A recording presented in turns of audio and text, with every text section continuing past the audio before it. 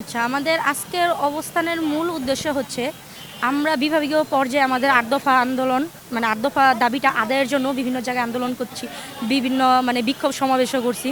তো সেই সমাবেশ চলাকালীন সময় পর্যন্ত আমাদের ৮টি দফা মানা হচ্ছে না, প্লাস বিভিন্ন জায়গায় আমাদের হিন্দুদের ওপর আক্রমণ হচ্ছে, হিন্দুরা নির্যাতনের শিকার হচ্ছে। তাই তার জন্য আমরা আমাদের ক্ষোভ প্রকাশ করার জন্য আমরা একটা বিক্ষোভ সমাবেশ আজকে এই জায়গার মধ্যে আসছি। আমাদের মূলত 8টা দফা রয়েছে। এই 8টা দফা হচ্ছে, তার প্রধান হচ্ছে সংখ্যালঘু কমিশন দিতে হবে। এরপর আমাদের যে দেবোত্তর সম্পত্তিগুলো রয়েছে সেগুলো হচ্ছে গিয়া উদ্ধার করতে হবে। এরপর আমাদের বাংলাদেশে যতগুলো বিশ্ববিদ্যালয় রয়েছে প্লাস উচ্চ মাধ্যমিক পর্যায়ে যে স্কুল এবং কলেজগুলো রয়েছে সেখানে সনাতনী শিক্ষার্থীদের জন্য উপাসনালয় থাকতে হবে। এরপর সংখ্যালঘু নিরাপত্তা আইন এটা দিতে হবে। এরকম করে আমাদের মোট 8টা দাবি রয়েছে, যে দাবিগুলো আমার মনে হয় না আপনারা শুনলে পরে বলবেন যে এটা কোনো অযৌক্তিক বা অন্যায্য দাবি। প্রতিটা দাবি ন্যায্য দাবি। তো আমাদের প্রধান উপদেষ্টা সম্মানিত ডক্টর ইউনূস উনি আমাদের সাথে যখন নাকি মিটিং করেছেন তখন উনি আমাদেরকে আশ্বাস দিয়েছিল যে উনি আমাদের 8টা দফা মেনে নেবে। কিন্তু আজ প্রায় 3 মাস হয়ে গেল, কিন্তু উনি আমাদের 8টা দফা মানতেছে না। আমরা বিভিন্ন জায়গায় আন্দোলন করছি, এই আন্দোলন থামানোর জন্য বিভিন্ন দুষ্কৃতীরা বিভিন্ন চক্রান্ত করতেছে, তবুও উনি আমাদের 8টা দফা মানতেছে না। আরও আমরা উল্টো নির্যাতনের শিকার হচ্ছি। তাই আজকে আমরা এই প্রেস ক্লাবের সামনে আমরা চাই যে আপনারা প্রেসের যারা আছেন তারা এই জিনিসটা জনগণের মাধ্যমে ছড়িয়ে দেন, যাতে সকলে জানতে পারুক যে আমরা এত কষ্ট করে আন্দোলন করছি, এত কিছু করছি, উনি আমাদেরকে আশ্বাস দিয়ে রাখলো, কিন্তু এখনও পর্যন্ত আমাদের দাবিটা কেন উনি মানলো না। এই জিনিসটা সকলের মাধ্যমে আপনারা ছড়িয়ে দিন।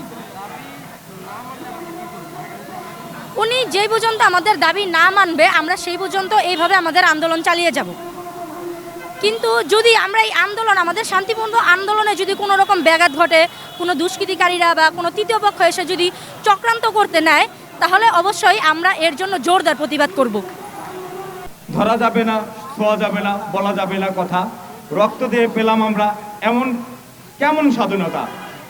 আসলে কি আমরা স্বাধীনতা এবং স্বাধীন বাংলাদেশে বসবাস করছি? 1971 সনের পর থেকে আজকে বাংলাদেশের হিন্দুরা কোনো না কোনোভাবে নির্যাতিত।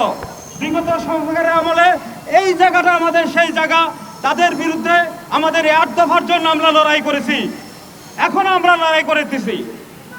বর্তমানে আমাদের উপদেষ্টা মণ্ডলী এবং আমাদের ডক্টর ইউনূস সাহেবের কাছে আমার একটাই আবেদন, আমি বেশি কথায় যাব না, যেটা বিগত সরকার আমলে কার নাই, আপনি পরিবর্তন নিয়ে আসতে চাইছেন। আপনার কাছে একটাই অনুরোধ, আমাদের এই 8 দফা বাস্তবায়নকে বাস্তবায়িত করুন। আর একটা কথা আমি বলি, হিন্দুরা আমারই হচ্ছে ভারতের দালাল। আমরা কি আসলে ভারতের দালাল? আমরা বাংলাদেশের দালাল। এদেশে আসি, এদেশে জন্মগ্রহণ করেছি, এদেশেই থাকবো, এদেশের মাটিকে ছাড়বো না। সবাইকে আমার পক্ষ থেকে, আমাদের বাংলাদেশ হিন্দু বৌদ্ধ খ্রিস্টান যুবক পরিষদের পক্ষ থেকে ঢাকায় জনসমাবেশের মাধ্যমে আমরা প্রমাণ করব আমাদের 8 দফা দাবি আদায় করে ছাড়বো। ধন্যবাদ।